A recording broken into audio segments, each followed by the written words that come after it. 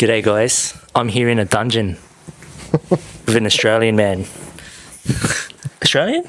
Oh yeah, I was born here, so I'm Australian. Cool. Yeah, me too. Yeah. Thanks for having me over, man. So yeah, this is Takis. There you go.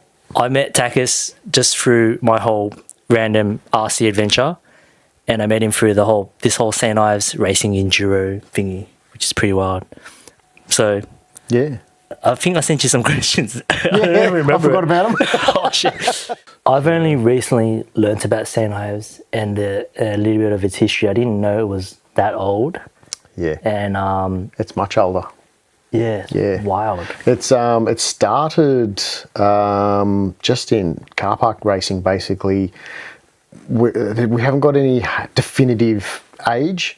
We have a feeling it was around 79, 80 when it started. And then it was the very early 80s, I think it was about 82-ish, somewhere around there, when they started at St Ives. So where we are, that was at the current site. Yeah. So it was a wood chopping arena, which St Ives Showground was originally a wall, was built by the army back in 40s or whatever it was. It was a training base or something. I think that's the history of it.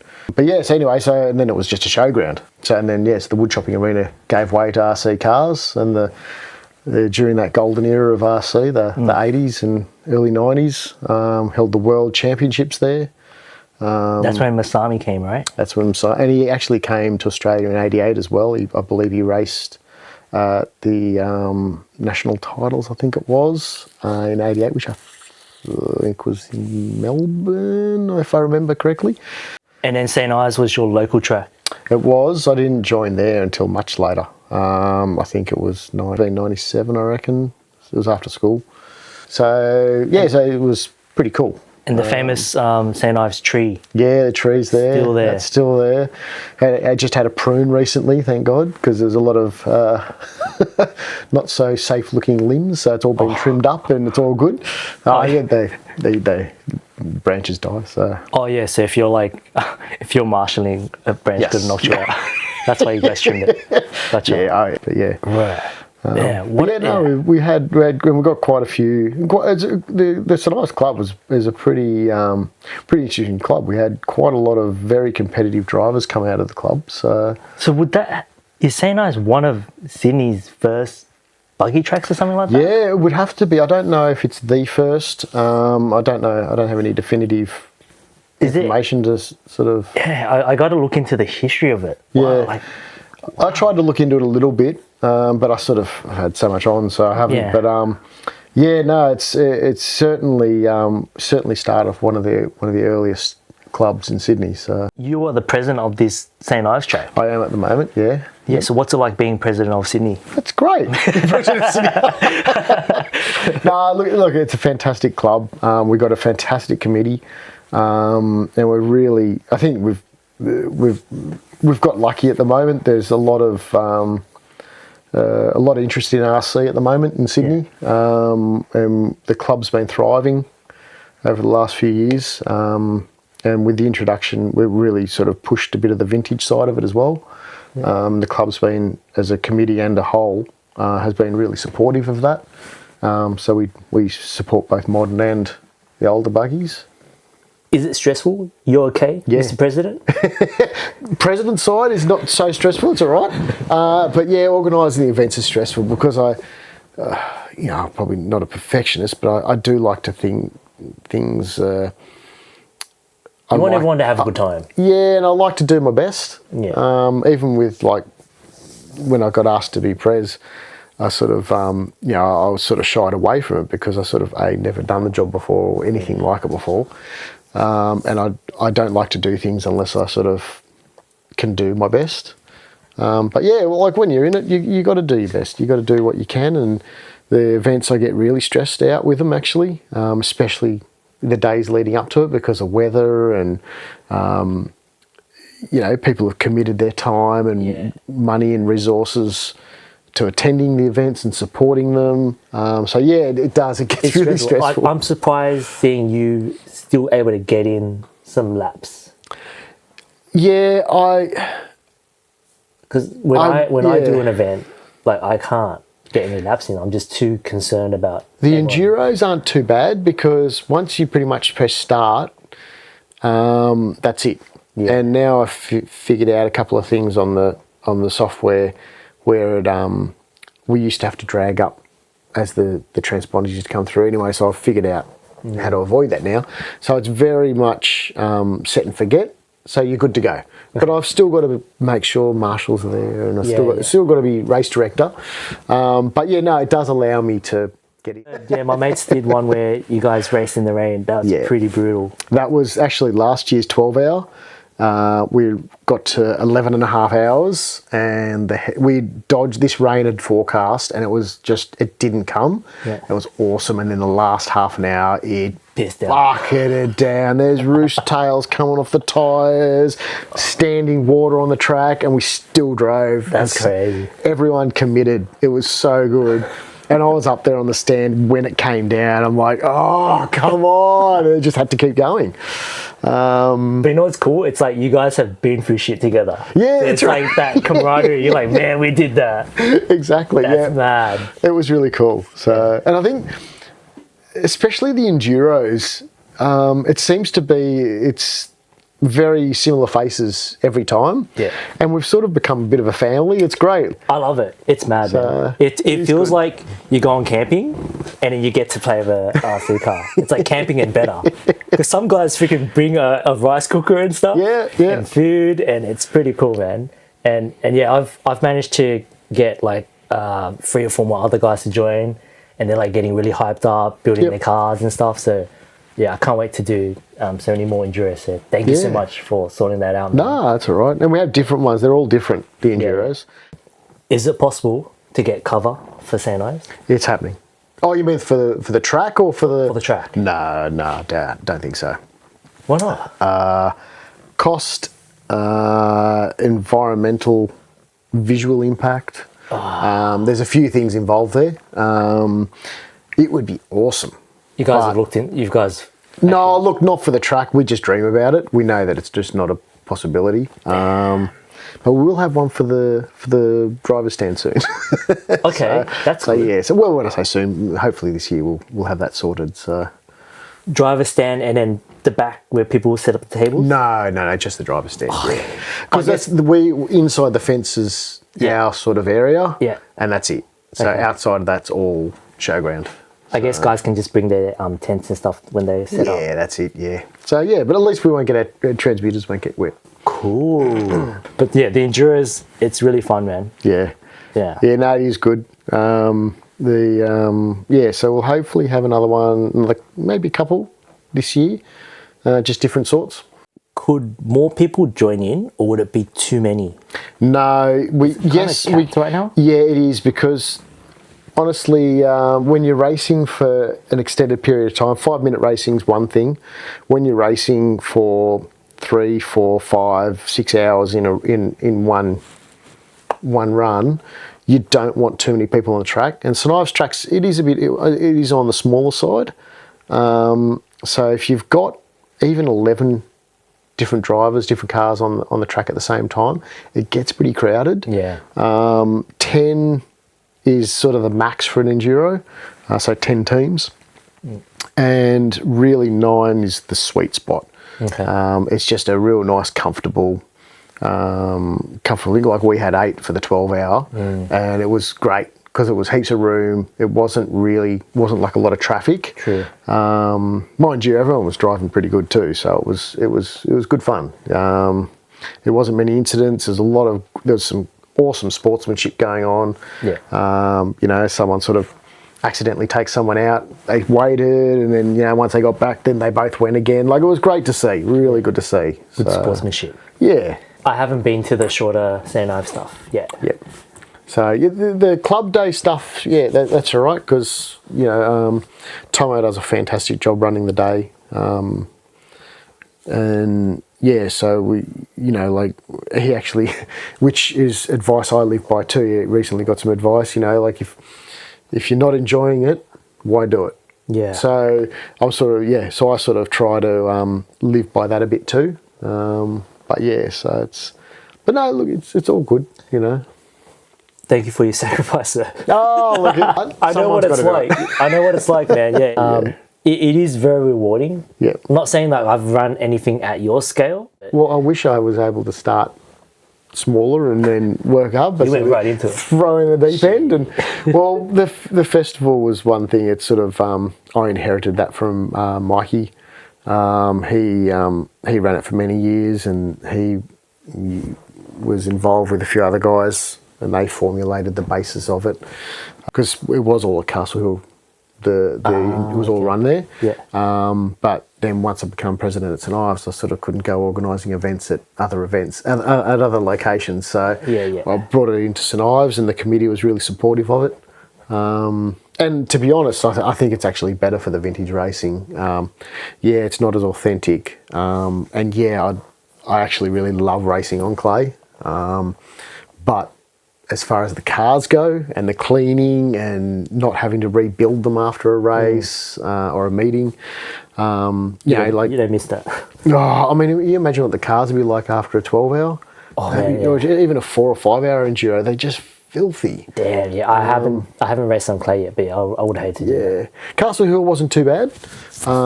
As far as like if it was dry, it wasn't too. It's just dusty. St Ives, when it was a bit coarser. So it was pretty hard on your stuff, but it was still all right. But it was a lot of cleaning, and I remember that from when I was racing there, and now I don't touch them. I just pull a bit of fluff off, and then you just check over it, tighten screws, and that's it. So that's great. Yeah. That's nice. Yeah. So, and when you've got some really rare cars, you sort of don't want to go trashing them, whereas the carpet's very forgiving. It's that sort of thing, so which is good. Am I allowed to ask how much money has gone into St Ives to be at this level? So each roll of carpet is approximately $1,400-$1,500 depending on the meterage, and one roll of carpet is 40 to 44 metres long approximately for a full roll, 2 metres wide, and it gets you 2/3 of one straight. So it's a lot. It's a lot of money. Yeah, I'm not good at maths, but that's a lot of money. It's a lot. Holy shit. I guess it just made me realise how goddamn lucky I am to have a track like that 20 minutes away from me. Yeah. So, look, it is, and we're constantly repairing. We've got a couple of guys that are very dedicated to supporting the club with repairing it, Martin and George. Martin in particular. Martin spends a lot of time up there patching and repairing, and so we're very blessed to have him on board. Nice. Thanks, Martin. Yeah, thank you, Martin. Big shout out. So we do have working bees where a lot of people chip in. A lot of members come and chip in. We try and... I'll try my best to be at the next one. Yeah, you will be. Okay. No, look, honestly, we do get a lot of help. And it's only on those big days when we either have track change or big sections we have to roll out. How cool is that? Just a bunch of guys from all different walks of life coming together and just keeping this thing going at this level. That's sick, man. Yeah, it's good, and I think the committee does really well to encourage it. We do push our members to get involved and help, and because it doesn't work when one or two people do all the work. Now I'm kind of considered the new younger gen that's coming in. Why I love RC cars, I think it's great that it gets us off our screens, off our phones, gets us outdoors. The ability to just tinker with your hands on something, there's something magical about it. And I was going through some crap, and just that RC car, having that experience and joy was something magical. And I kind of hope and want more people to experience that. I think that's something that might be missing in today's age with so much YouTube, TikTok and all this crap. But at the same time, I was thinking the other day, I'm like, should I help grow and bring more people into this or not? Because at the same time, I feel like St Ives is it's kind of at a sweet spot. And sometimes when you have too many people, you have add in or new people, maybe it could fuck it up. No, you know what? I have this thought a lot. The club at the moment, we have, I think at last count it was about 90 financial members this year so far. it's a pretty strong number. It's not the biggest and certainly not, not a number to brag about or anything, but I think it shows that there's a commitment to the club by its members. Yeah. And I think the committee's pushing the club in the right direction. We don't want it to be, how would you say, bigger than Ben-Hur, because it takes away from the day. It takes away from the club. It can get too stressful.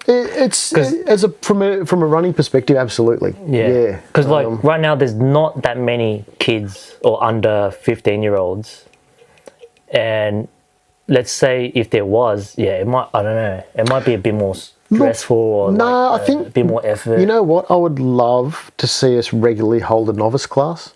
I would absolutely love it because we need the kids to come through. There's not a...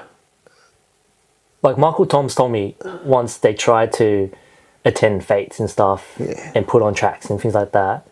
They're like, we tried and they're not that really interested. They're not, because it's not easy to run on a track and do it successfully.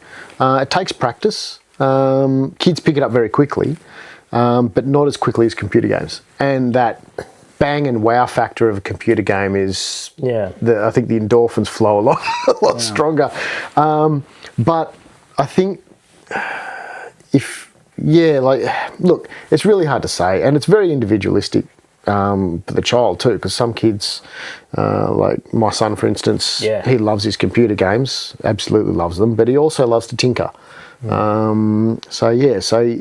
remember asking him, like, is his friends into RC? None of them. Has he like, hey, come check out the RCs? He tries, obviously, but there's only, it's not an easy thing to get into either, because there's a lot of very specific stuff, just knowing what sort of cars to buy, because there's $50 cars and there's proper cars that you race, and it's very hard for a parent to justify spending, even on a second-hand setup, knowing what to buy.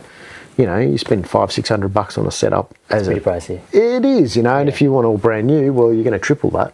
Yeah, and now that I'm a parent, if I was to think about some sort of extra curriculum, it's like, where do I get my most bang for buck? But tire them out and soccer, karate or something like that versus RC, it's like, it's a bit of a hard one. Unless if they really, really were into it. Yeah, and it's not something you can force on them. They're either into it or they're not. Yeah. And I think if they see us as parents enjoying it, that's half the battle. Yeah. So they see me, I see parents getting in, enjoying tinkering and stuff. Like, it's. I don't think it's an easy answer, and I don't think it's an easy solution. I don't think there's any one answer. What I'm realizing is, and maybe I don't need to necessarily force it on people, but just sharing my journey and venture with it. But I don't know if you heard, I started a little Kyosho Mini Z track in Putney, and I figured that's kind of a cheaper way to get people into the scene, because it's supposed to be a little bit cheaper, but it can still add up to about $400-500 once you get everything you need. But from there, I've recently met some international Chinese students, and they've come here to study, but some of them are now working here, living here. But they were telling me about the RC scene in China, and it's insane. Really? They have like after school programs backed by the government. They've got mentors, teachers training them from like year 5. Really? And they've got tracks at the schools and stuff. It's big. It's huge. Wow. Yeah, right. And so as they were sharing that with me, I was like, man, is that possible here? Because my daughter's turning 5 and going to be doing kindergarten soon. And I remember seeing the school, like, there's a massive AstroTurf. And I was like, I wonder if I could start an after-school RC program or something. It would be cool. It would be a cool experiment. And at that age, it's very... it would be very difficult, obviously, but, if you had sort of, later primary school kids, year 4, 5, 6 maybe, it might be a really cool intro you know, get a couple of TTO1s or something bashing around, TTO2s, just, you know, something easy and simple, a quick, easy sort of mark out on the ground. That'd be pretty cool. It's something I want to see what can happen from it. But again, it always comes down to the price thing, the money thing. Yep. You know, it might be really cool, and then they're like, okay, so how much is this going to cost? And the parents just going to be, whoa, freak, man. Yeah. It's, and especially if they're not into it, and they sort of think, you know, oh, I can get one at Kmart for $100. You know, like it's not the same, you know, but they don't, if you don't know, you don't know, you know, like, but I think we just have to ride the wave until it peters out. I think that's the right way to say it. Just ride the wave. So far, I've been St Ives. I've checked out Castle Hill under the shed. Yep. Touring. That was pretty cool. And I got to check out the hills when they had that recent IFMA thing. Yep. That was sick. But I haven't had the chance to race on that track yet. Other than that, I haven't been anywhere else. I've seen a video of Moorbank where they were hitting like 160 k's, and it sounded like they're breaking the barrier of sound, like, and I'm like, I need to freaking try that one day. Right now, Sydney feels like it's at a sweet spot. It's got enough tracks. It's got enough people. It's just okay. Yep, I think so. I think it's better than okay. I think it's fantastic. Yeah. But yeah, I think the vintage scene, I think, is in Australia, I think, is fantastic at the moment. Like not only the vintage stuff that we have here in Sydney, but you've got the Bash in Victoria, you've got the Chargers muster up in Queensland. I think, yeah, like it's really hitting its highs. And I think, yeah, I mean, look, it's quite a controversial thing, but, you know, a lot of people are asking for conformity across the board. You know, there should be one set of rules, there should be this, there should be that. A union. Yeah, I was sort of along that line quite a number of years ago, and I actually now, the more I think about it, I actually think it's better we don't. I actually think it's better that the guys in Victoria, they have their thing, which is hugely successful, which is a multi-day event. The Chargers thing's much similar, and there's a multi-day event up there. They've got their own sort of twist on vintage racing. They've got a fantastic setup up there now they've just built, that's alongside their main modern track. And the guys involved with that are really pushing for that to be successful, and it's working. And here we've got our own set of rules. You know, probably, you know, like we've all got our own sets of rules and guidelines for our own reasons. You know, the committees or the people that have formed them. You know, and the good thing is that each event or each area has a great following. You know, and everyone crosses over in between. You know, you get guys going from Queensland into Victoria, or Sydney going to Queen. You know, so everyone gets involved, and you know, it'd be great to see some of the other clubs in Sydney getting on board, and we'll sort of amalgamate our sort of area, because it only supports the scene. Because I know that quite a lot of the guys, well, everyone that attends the festival and the Enduros and stuff, build their cars around a particular rule set, because they're governed by the certain classes that they're run by. So yeah, if you want more people, you sort of got to attract the guys and create the classes around those cars, because people aren't going to rebuild their cars to go and race something else, you know. Like you said, the whole vintage stuff's coming back. The people that were kids or teenagers when this stuff was big now have a bit of money. Like, I've got a little bit of savings and I can get into this. And yeah, I guess we just, like you said, ride the wave, see what happens. And look, life's short. You got to live it a bit, and you got to smell the roses along the way. And if RC ticks that box in some way, I think you got to embrace it. For me, it certainly does. Like you, I had a similar thing. RC, especially the St Ives Club, really helped me in a certain part of my life, and I feel I owe the club a bit of that too, you know, Yeah. pay it back sort of thing. So no, I think it's great. I mean, I love it. I've always have loved it. And learning about RC cars has helped me in my real job as well. So it's so it's good. You're right. We're in quite a pretty epic time right now for RC. Yeah, we're certainly going to have quite a number of years to come of some great RC racing, I reckon, in Sydney and in Australia. St Ives really is kind of at a really sweet spot, like wholesome spot right now. Yeah, I think it is, and it's really. I mean, as president, I really like to get feedback from its members. I like to know what they want, you know, and you get the ideas, you speak to people, and you know, then you sort of go, okay, rightio, we'll sort of. People are trending this way, then we'll be a bit flexible. I don't believe in dictatorships, and you know, it's not ego based. It's not. I'm not doing this for myself. I'm not. You know, I try to do it for the members. Yeah, because I guess, you know, one of the things that comes to my mind is like, yeah, how do people do this and keep it sustainable and grow it and things like that. But yeah, I guess St Ives kind of at a sweet spot. It's the other ones that because I always hear sometimes like tracks, for example, Tempe got taken down. Yeah. And then, you know, it's like, oh man, that sucks. We need more RC tracks and things like that. But maybe, I don't know, maybe we don't need more tracks. I don't think the hobby has the numbers in Sydney, as an example. Yeah. I don't think we have the numbers to support many more tracks. I think we're spread just right. Yeah. Castle Hill gets some fantastic numbers at their meetings.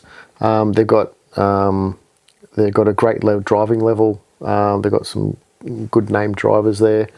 Like us, we've got some very good drivers with our club. Ride when they eventually get back on. Yeah, early next year, I heard. Fingers crossed. I really hope for them. Would it ever get to a level where you would get sponsors or big brands or names coming in? I've been approached a couple of times. I want to keep that out. I'm not interested in. It's not a money making thing. Possibly if there was some sponsorship on board that gave us free parts, I don't know, whatever, like to give back to the drivers. Yeah. Possibly, but I don't.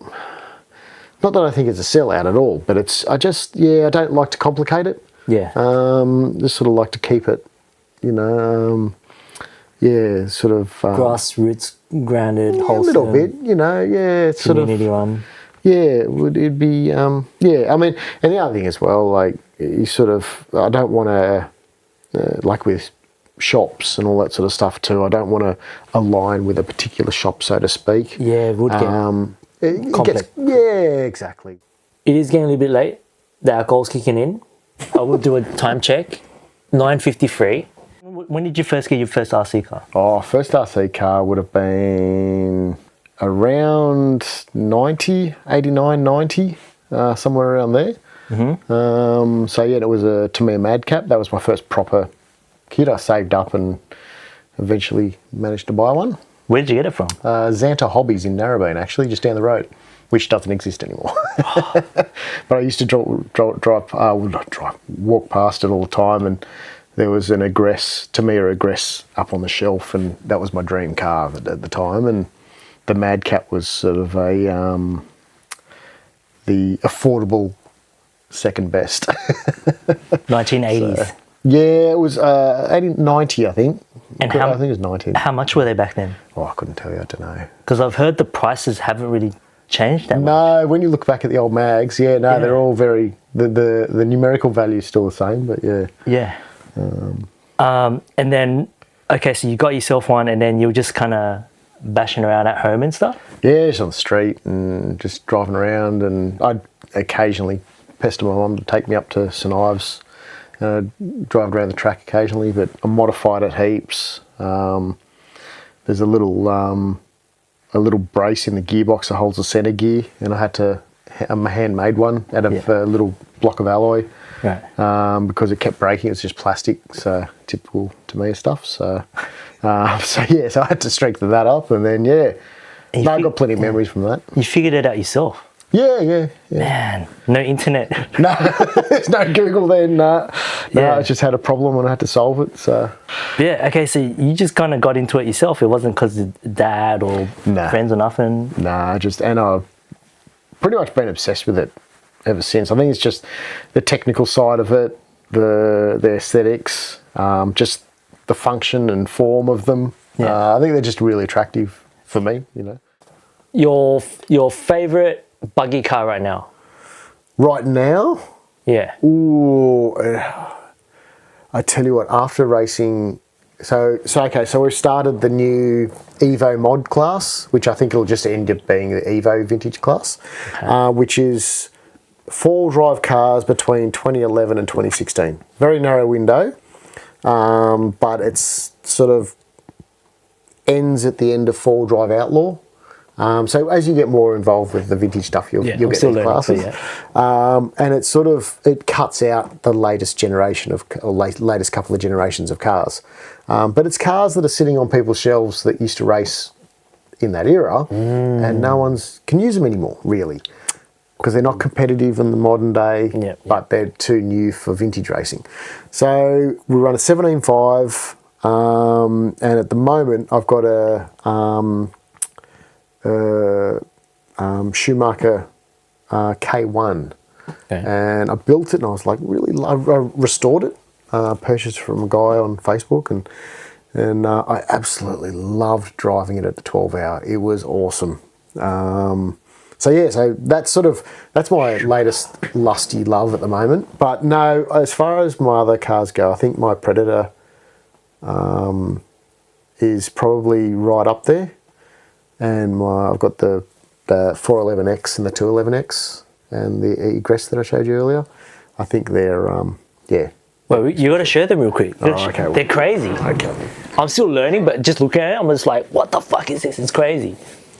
All right. you got to share the camera. Oh, bring the camera. Okay, bring it over. We'll get a closer look. I don't know if the lighting's too good here, but anyway. That's good, good.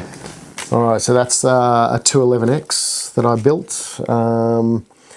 So I made this from scratch, pretty much, just from scans. I was lucky enough I had a friend that was able to scan the original chassis. So this is probably, to me, is TRF's first real, it's the first TRF car that was a production car. Tamiya Racing Factory. Yes, it says it right there. So this was a pretty cool car. Very limited numbers. So obviously it's not a real one, it's a replica, but it's made exactly the same. So it's got the aluminium kick up, aluminium motor protector, everything's exactly the same. I shouldn't put it that way. So Tamiya knows would be frothing right now. Yeah, so it's pretty cool. I love it. One of my little babies. Yeah. This one here is an even rarer car. So this is actually made from original factory parts. It's a 411X. Not finished. It's still in.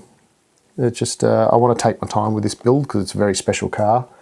I do want to run it, but it's very delicate and irreplaceable. So I sort of I'm in two minds. So I will give it a little punt around St Ives because it is very friendly. But so that's that one. You should do it, man. YOLO. Like, there's so many 3D printers now and stuff. Like, people will hook you up, man, if you base them.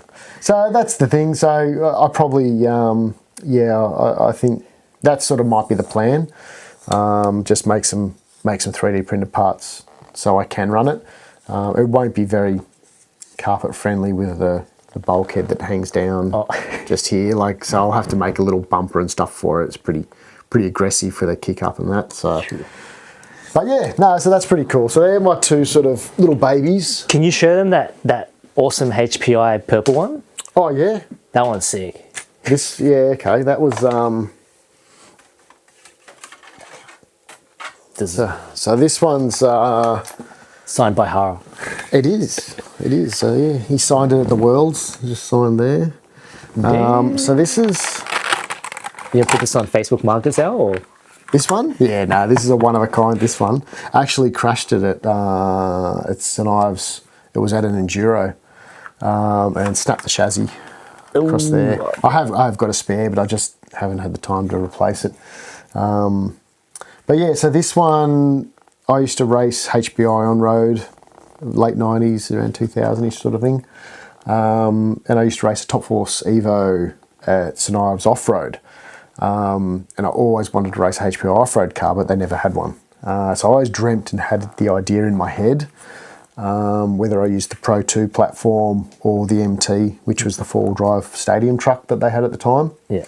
And eventually my skills sort of caught up. So I made this from scratch pretty much. So this is all handmade, handmade the aluminium uprights, and the little brackets there. You can tune the chassis stiffness by removing screws or anything like that. Modified the arms, a bit of carbon fell off. So modified the factory MT arms to get the correct buggy width. So yeah, all HPI shocks. They're the HPI RS4 Rally front shocks. So yeah, so that's pretty cool. I love it, and it's a quick car actually on the carpet. The long arms really help. It's pretty nice. Cool. But yeah, no, it's cool. Yes. Well, the purple reminds me of the HPI days. Yeah, that was and that's a HPI Viper body for the B2 B3, which I modified to fit on this car. So and it had to have purple with the flame. I love flames, so flames had to go on. So yeah, so that's a bit of a thing. But yeah, that's probably my few favourite cars. Thank you for sharing that. No worries. Okay, what are some other cool questions? Favorite remote? I use Spectrum. I'm a Futaba from back in the day, and then I got a Futaba and it was just too hard to scroll through the menu and stuff, and then I used a Spectrum. I thought this is really easy, and now I've got so many receivers I can't change. Okay. But I've never had a problem with it. I enjoy it. It's probably not the best, but I do remember back in the day, like early 2000s, Spectrum was like, that was the shit. Like, that was the cool thing. But yeah, I've got like a Noble thingy now. Yeah, look, and that's the thing. There's so many affordable, good quality units. So it's good. What about batteries? Oh, look, I'm not real fussy on batteries. I just get the Z ones off eBay. Oh yeah, they're good. Yeah, and I used to use low CG ones. Like I got a few Orion low CG ones for racing stock and that.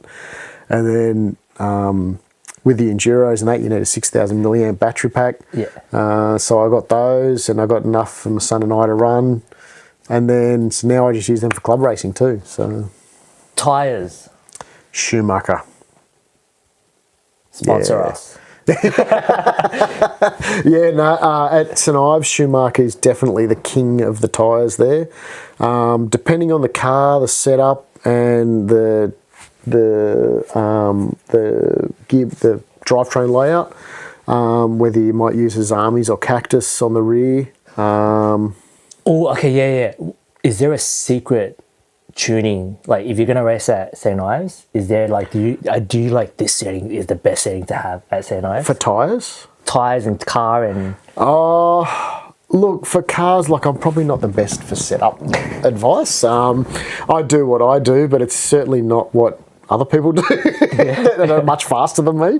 But yeah, no, look, I think everyone's pretty much on the same ballpark. St Ives is a bumpy track. Who is the fastest at St Ives? Four-wheel drive mod would be Sean Tilley by a long shot, and two-wheel drive mod. And Jono Goodwin, he's just as fast as well. They're always battling out in front. Darren's very quick. He's extremely quick. So what's he driving? What are these guys driving? Oh, modern cars. Four-wheel drive. So Darren, I think, is four-wheel drive stock and two-wheel stock. Okay. But yeah, Jono and Sean drive four-wheel drive and two-wheel drive mod. Or Jono drives four-wheel drive only, but yeah. So they're the top three St Ives drivers. Yeah, look, I wouldn't say the top three, but they're certainly always at the pointy end, yeah, definitely. So I'll put this up. yeah, so but as far as setup goes, I think tyres are a huge thing for setup. It is bumpy. So generally, if I'm setting up a new car that is a bit more modern, I will look for a bumpy high grip track setup. So you need your shocks not to, for vintage racing that is. I can't talk about the mod and all that because that's a whole different kettle of fish for setting up for them. But for vintage, you get away with a sort of softish sort of setup, but you need it pretty aggressive, especially four-wheel drive. I think the more steering you have, the better. You can never have enough, I don't reckon. So if someone was starting out and wants to try getting into Enduro or race at St Ives, what's a two-wheel drive car, electric, vintage that you'd recommend? I think the easiest way, and it's not going to cater for all Enduros, but if you get into the outlaw class, two-wheel drive outlaw is any rear motor two-wheel drive buggy made after 2000. Mm-hmm. It has to be factory rear motor, so you can't go getting the latest mid-rotor and turning the gearbox around. Mm-hmm. Has to be factory, but it can be made current. There's quite a lot of current modern rear motor cars. I think the peak of the cars would be from around 2013 when the last real competition rear motor cars were made. So you've got like Schumacher KR, what else is there? The Lossy 22 is a fantastically fast car. Any of that sort of around that 2010 to 2013 sort of era, they're still very affordable, but they're quick. For outlaw. But if you want something with a bit more modern and parts supply and that, there's quite a few different cars out there. So cool. Maybe we'll wrap things up because my brain's getting toasty. You need another beer. Anything else you want to say? Any shout outs? I want to thank all the people out there that support vintage racing in general. For me, vintage racing is huge. I love 90s and 2000s. For me, it's an awesome era. I'd like to thank everyone on the St Ives committee, all the St Ives members. I think everyone's support, it's really, really good. So, got to thank my wife too, Yeah, she just puts up with me. So, and AJ, he's always there for us. He's really good because when he can see sometimes when I'm a bit stressed at an event or something like that. He's helps pack up and he's our future president. Yeah, hopefully. Well, he signed up to the committee. Oh, nice. But he's meant to be a assistant race director, but he hasn't shown any. Oh, You're just in doing that. Okay, still Padawan. Yep. Yeah. No, definitely still a Padawan. Okay. But cool. It's good. Thank you, man. From behalf of everyone that's into RC and Sydney and stuff, thank you so much for your sacrifices, what you've done, all the people in the St Ives community. Really appreciate it. I've only just come into the scene, but just seeing, I just feel so damn lucky. I didn't realize how lucky I've got it. So thank you so much to everyone that's put in, and yourself that's put in the time and effort to make this happen. Out of all the things that we could be doing in the world, and out of all the places, we are so freaking lucky to Definitely. do this, man. Very lucky. Far out. This hobby really does help get through the crazy shit that's going on in life. So it's really good to put it behind. You just focus on the car and there's no other dramas, no other issues. Just in the moment. Yep. And if you crash your car, it's not like a real car. No, that's it. You don't get hurt. Well, unless you get hit by the car, but I've come close a few times. Someone's launched it. Yeah. All right. So thank you guys to it. There you guys. Bye. We solved a lot of problems tonight. We did? Solved the world's problems. Oh yeah. Thanks, Mr. President. RC President. Anyone else that you think that I should annoy and interview next, or? I think Tomsy would be great. Michael Toms? Yeah. I'm trying. I'm slowly warming up to him. I'll warm you up too. Okay.